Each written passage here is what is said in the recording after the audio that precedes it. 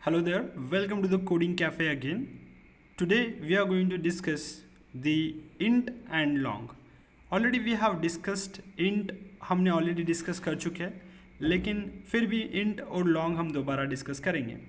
Now maximum value the integer can hold. Integer के पास maximum value ये हो सकती है, लेकिन इससे अगर बड़ी वैल्यू है तो फिर क्या करना है?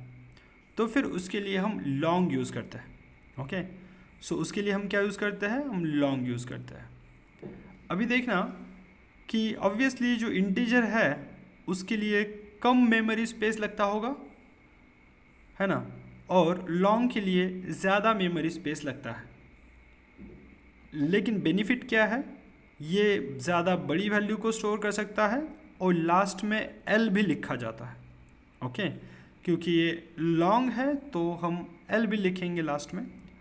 और यहाँ पे लॉन्ग डेटा टाइप है और ये वेरिएबल का नाम है जैसे हम हमेशा लिखते हैं. और यहाँ पर मैंने उसको प्रिंट करने की कोशिश की है वेरी लार्ज नंबर को. और यहाँ पे इंटीजर का वेरिएबल है मैक्सइंट, ये जो इंटीजर की लिटरल की वैल्यू है, ओके, उसके लिए हमने मैक्सइंट दिया हुआ है, वो यहाँ से हमको प्रिंट होके मिलेगा. Now if I am going to run this I should get the answer. Okay, so maximum integer value, see here, maximum integer value and maximum integer value, right, and maxint की value हमें यहाँ पर आ चुकी है और यहाँ पर very large number की वैल्यू हमें यहाँ पर आ चुकी है. राइट, नाउ एक बात जानना ज़रूरी है कि हम जब प्रिंट करते हैं तो हम लिखते हैं system dot out dot print. इतना भी लिखेंगे तो भी चल जाएगा, लेकिन प्रिंट एलन लिखा जाता है. प्रिंट एलन क्यों लिखा जाता है? हम न्यू लाइन को दर्शाता है, मतलब हम बोलेंगे कि इसको नई लाइन के ऊपर आप लिखो. ओके, जैसे आप इसको हटाने की कोशिश करते हैं और फिर दोबारा इसको रन करते हैं.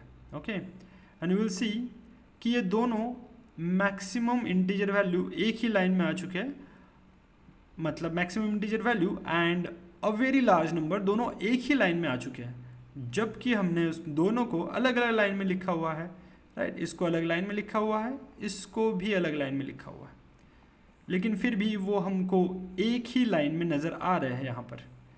तो ये ऐसा नहीं होना चाहिए, हमको अलग अलग लाइन में वो दिखने चाहिए. इसलिए मैं इसको लिखूँगा जैसे ही ये प्रिंट होता है, जैसे ही ये सब कुछ चीज़ें प्रिंट होती है, उसके बाद न्यू लाइन को ऐड करो. ओके, सो उसको लिखेंगे एल एन. ओके, यानी कि new line we can say, और ये नई लाइन के ऊपर आ जाएगा. दोबारा रन करते हैं एंड यू विल सी कि एक नई लाइन हमको मिल रही है. ये कि यहाँ पर आ चुका है और दूसरा यहाँ पर आ चुका है. अब यहाँ पे रन बटन है, इसलिए हम इसको इस तरीके से रन कर रहे हैं, लेकिन ज़्यादातर हम इसको रन करते हैं इस तरीके से.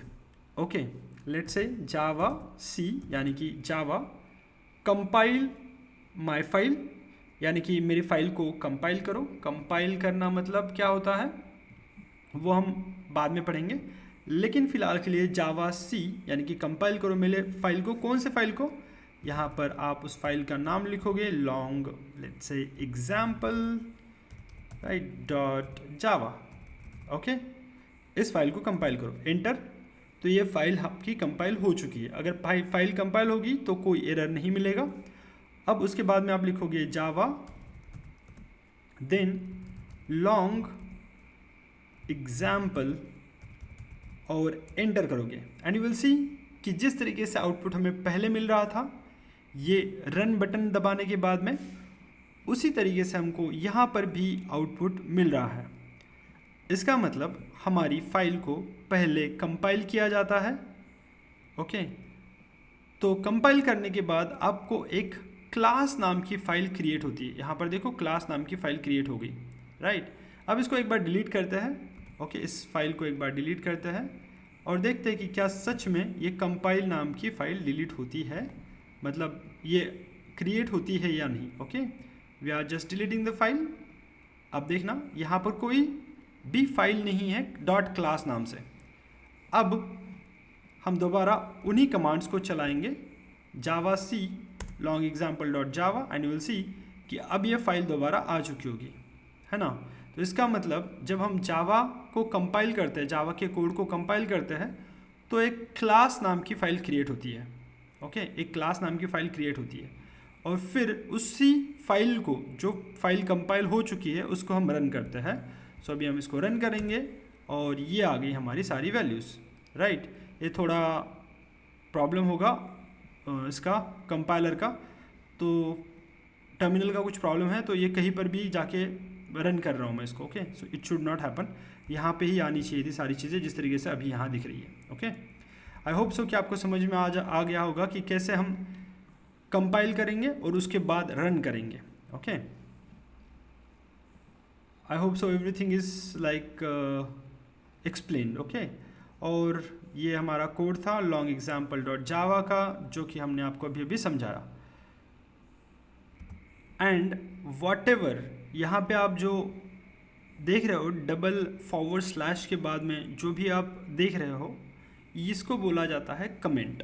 यानी कि ये जो कोड है वो रन नहीं करता है, ये सिर्फ कमेंट होती है कि आपने आपके कोड में क्या लिखा हुआ है। तो इसको तुरंत पढ़ने के लिए इन चीज़ों का काम होता है। यानी कि फॉर एग्जांपल अगर लंबा कोड है तो आपको समझ में आना चाहिए कि इस कोड में क्या लिखा हुआ है। अगर एक लाइन आप पढ़ लोगे तो आपको समझ में आ जाएगा, अच्छा इस लाइन में ये सारी चीज़ें लिखी हुई है। ओके, सो इसलिए ये लिखा जाता है। सो डबल फॉरवर्ड स्लैश के बाद में जो भी लिखा जाएगा वो उस तरीके से लिखा जाएगा।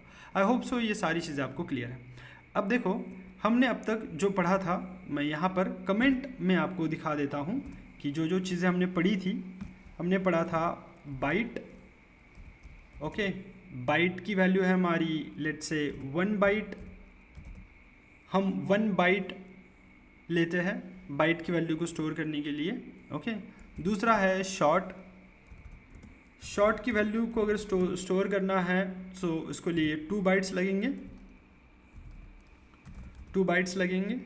और इंट अगर आप स्टोर करते हो, इंटीजर वैल्यू अगर कोई स्टोर करते हो तो 4 बाइट्स लगेंगे, 4 बाइट्स लगेंगे।